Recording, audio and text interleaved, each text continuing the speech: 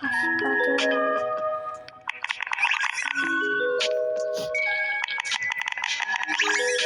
ို့ပါတယ်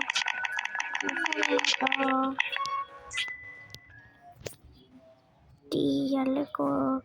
စပြရအောင်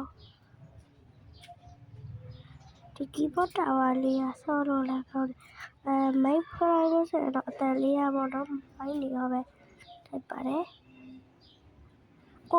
ကြောက်ပါမယ်ဒီထဲကိုသွားကြရအောင်ဘာရှိလဲsecret ဟာလေးရှိတယ်ပေါ့နော်သွားကြည့်မယ်ပြကြပါ